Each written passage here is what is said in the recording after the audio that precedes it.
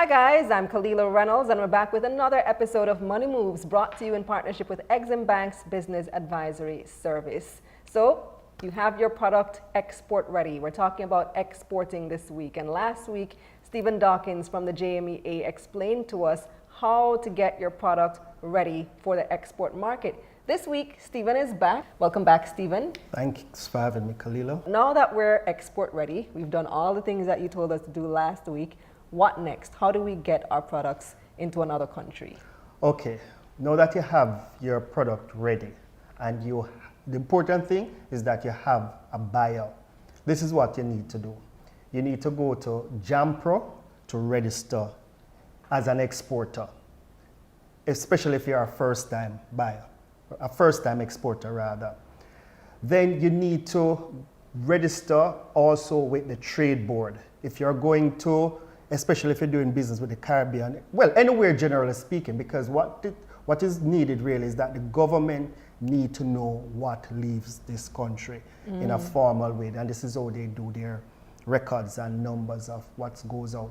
So you have to register with the Ministry of Industry, Commerce, Agriculture and Fisheries, right, which is MICAF, the Trade Board, generally speaking, and then you start the process of getting your products from Jamaica here to whichever market you're going to. So you would need a shipper.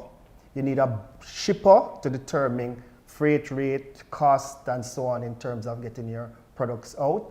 You also need a broker to process all the documents, which includes the bill of ladings, the shipping documents, all the necessary documents related to getting your goods from here to overseas, which include invoices and so on. So you can't do all of this by yourself. You can't just pick up, and you have a friend in Trinidad who wants your product, and you can't just the two of you arrange to export it. Well, you can, but there are certain things that you require to, when you're required to export it, you need a license, like an export license or something to that effect. Usually the brokers have all of these elements in place. So the broker is the one, especially if you are also not a full container load product leaving the market. If it's lower than a container load, which they call it LCL, you would go through a broker or an agent or another shipper when you should consolidate your products together. It is very critical to understand that you will need different documents for different markets. Like, for example, if you're going to the CARICOM market, you need to get your invoice stamped with the trade board to approve that CARICOM certificate of origin, which gives you duty-free status, right? If you're going to markets like, even in addition to markets like you're going to Ghana, for example, you need a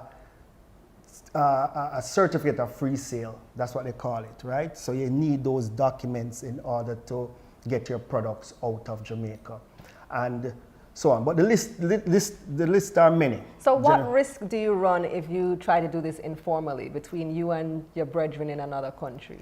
Well, the risk will vary a number of ways. Like I mentioned earlier, the regulatory issues. Government expects certain documentations to be stamped and be precise by the authorizing body locally and then the customs official.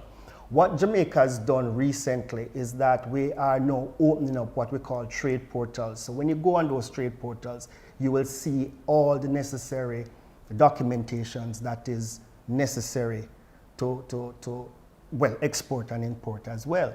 We are not quite there yet, because we are now moving towards the trade information portal. I can't remember the total acronym for it, but that is when you can just go on and process all the documents, pay all your fees with customs, the licenses and all of that. All of this sounds very complicated, Stephen. It sounds like a lot of work. Do you have a website or any type of place people can go to find out more information? Well, there are a number of places that you can go. First of all, you can also check with the JMEA. The JMEA will be able to tell you all the necessary documentation, all the necessary processes that you need to go through. You can check with customs, you can check with the trade board and all these agencies. The important thing is that all the agencies ties in, and it's required to have them, get a better understanding of how they operate to get it out there. One other thing I'd like to say is that when you also export, I'm going to mention that it's good to have credit insurance or the product is insured, and also credit insurance. We tend to go through the Exim Bank in order to get our products or have a credit insurance facility. They call it special, a special facility for exporters, in which you can assure that you will get at least a certain percentage of your money back in the event that that buyer falter. Good stuff. Well, for more information on that note, you can check out Exim Bank's website, eximbankja.com. That's it for this edition of Money Moves. I'm Kalila Reynolds. See you next week.